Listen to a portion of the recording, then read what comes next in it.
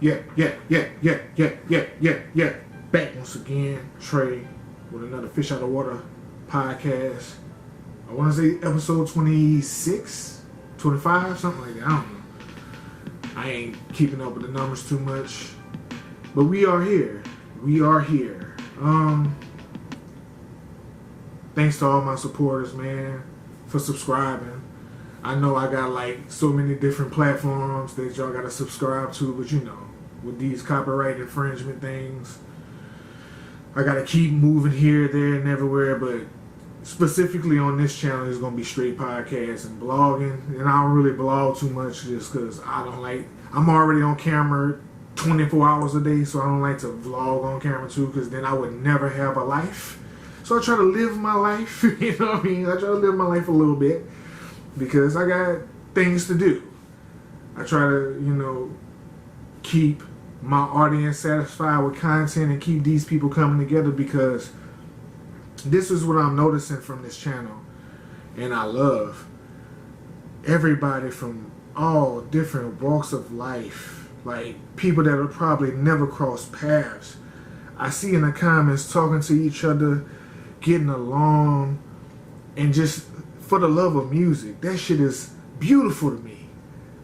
That I created a platform where it's a safe space where we just here for the music. We ain't here for no antics. We ain't here for me trying to I don't be shitting on no artists or nothing like that. Like, my comment section is so player. Like, I got a player.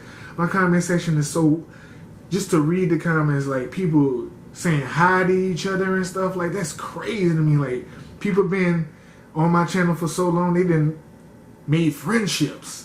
That is beautiful as hell. Like, that's what we need to do, especially in these trying times, man. Like, I see people getting on Drew Brees and Trina and that other football player who old lady leaked the text messages. Like,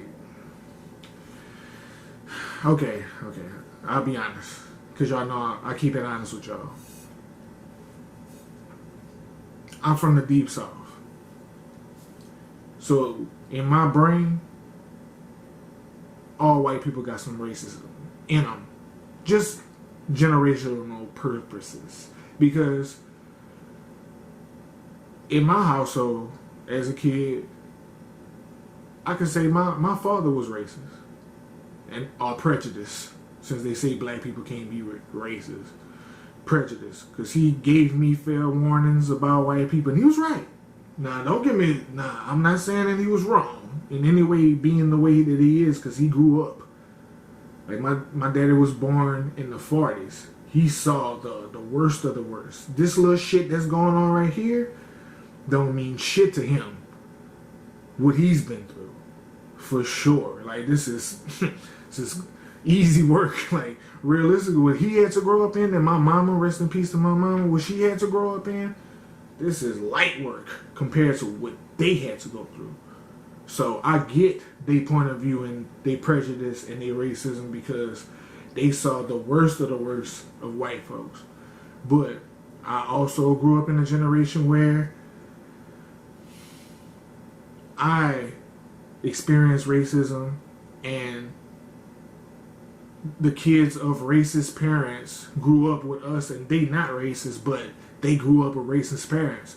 Because back when I was, I guess, trying to be a rapper, or just rapping as a hobby, just to have fun with my friends, I had an engineer producer who was white, who lived in a city like not too far from mine, that I met on the internet.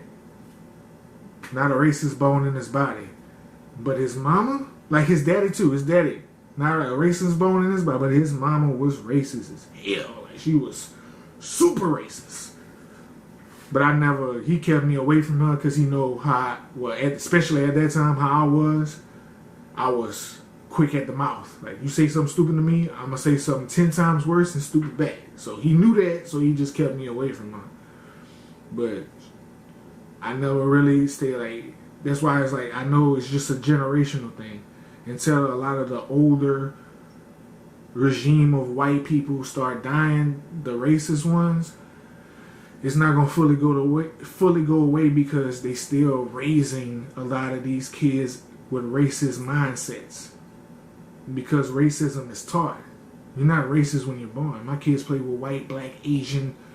I played with white, black, Asian. I played with every race, like, with no problem. I don't know nothing about racism. Like, I really don't know nothing about true racism until I had to experience it myself. And I only really experienced it from white and Asian. Never experienced it from no Spanish descent people, but for sure white and Asian in the deep south, like, super racist. It's weird as fuck. Especially from Asian folk, because y'all are minorities too, but they just kind of like racist to everybody, like white, black, everybody but their own kind, and that's understandable. They protecting their own kind. But you see what goes wrong with my people, like specifically the African American people that I'm speaking on. We too forgiving. I don't think the Anglo-Saxon Protestant people are as forgiving as we are. The Spanish, Dominican, Puerto Rican, I don't think they forgiving like that. I don't think the Asian, I don't think no other races is forgiving as we are. We've been enslaved. We've been treated horribly. Like, and we still forgive. But, I mean, we ain't forgiving right now just because people are tired of that shit.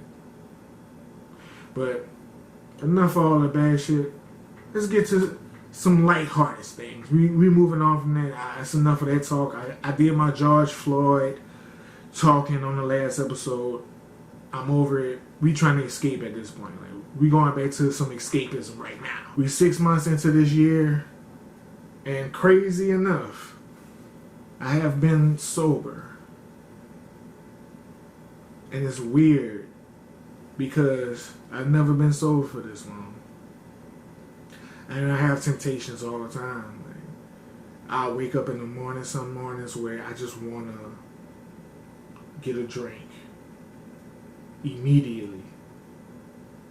But in my head, it's like, man, why is my brain like this?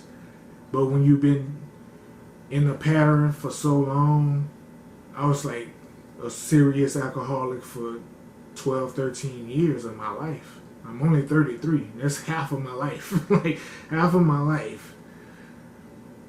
Well, more than half of my life, because I didn't realize I was an alcoholic until 2015. I thought it was just normal things, but I didn't realize that I was living an alcoholic lifestyle until like 2015. And that's when I've been working every day since to try to shake that from around me. But 6 months in, I probably been sober longer than that. I don't know. I stopped keeping count. I just try to not count.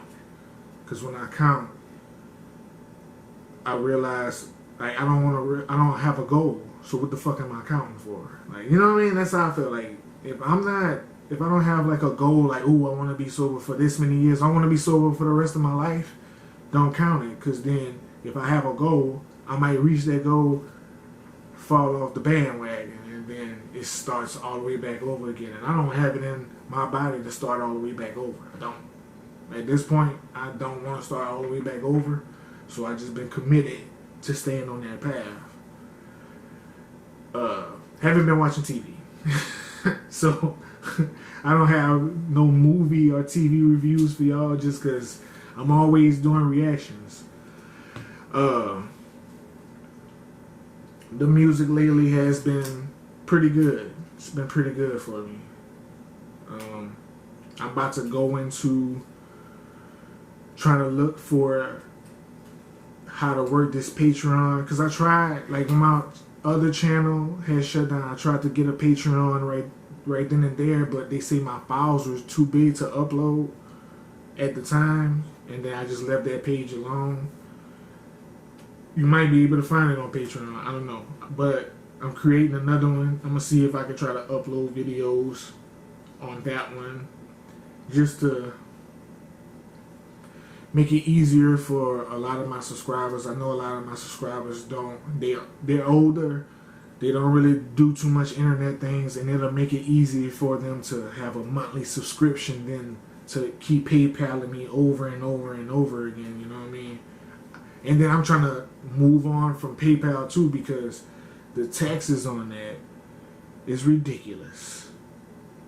Ridiculous, to say the least. And they slow.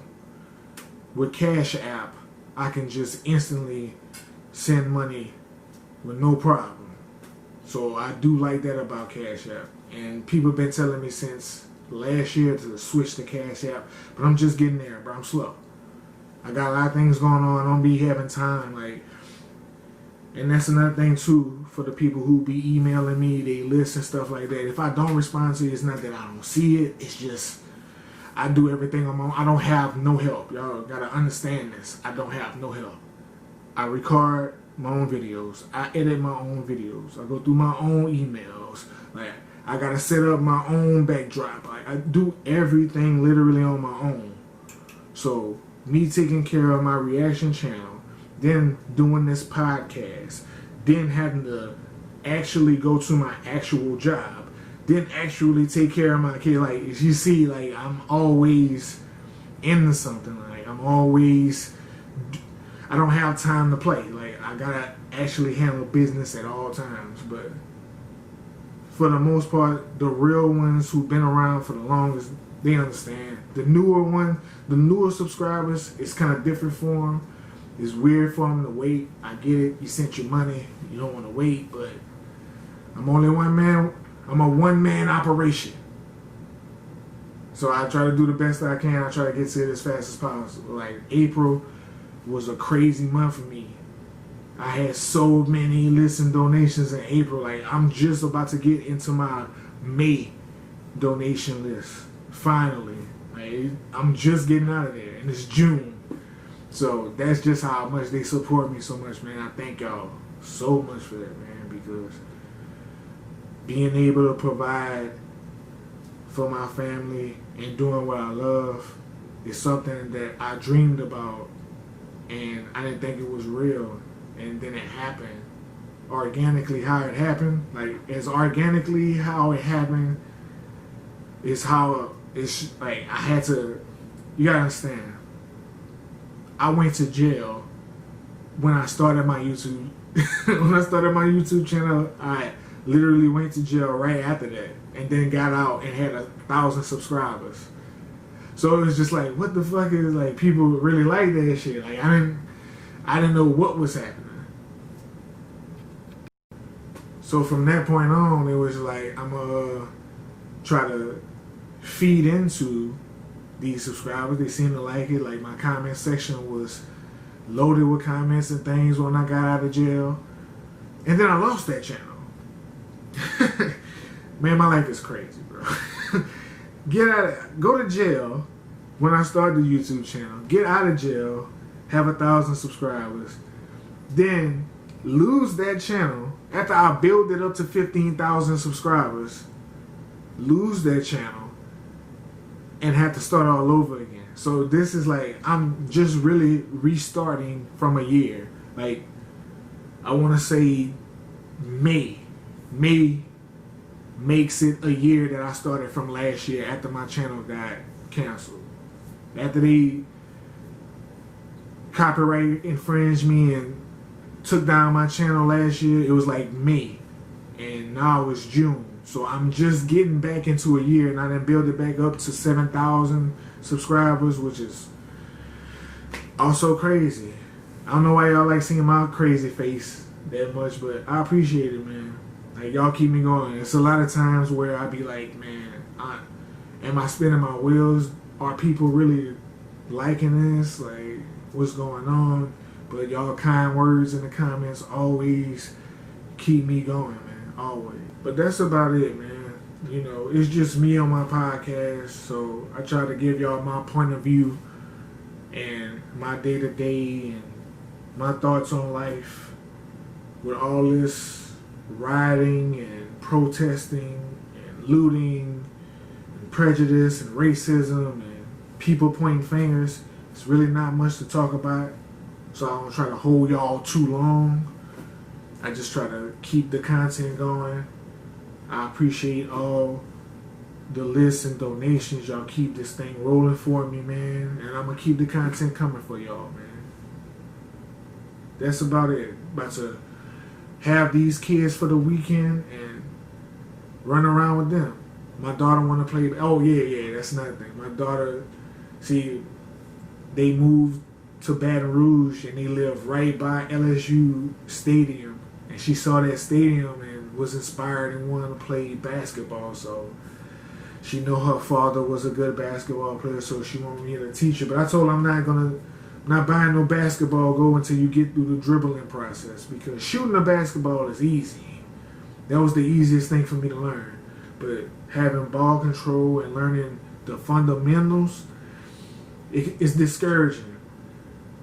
If you can make it past that, then I'll buy a basketball goal. So hopefully she make it past that, because that'll be awesome. Because I don't really mess with basketball no more. And to see that she want to be inspired and play kind of warm my heart. But I don't want to get too happy yet, because she might just be feeling that because she saw the stadium. When you see the big LSU sign, I know it's captivating. You know what I mean? So I know it's just sometimes it could have been a quick thought. But we're going to see. I'll definitely keep y'all updated on that. I appreciate y'all listening. And I appreciate y'all watching all my reactions, man. Thank y'all. I'm out of here. Till next time. Peace.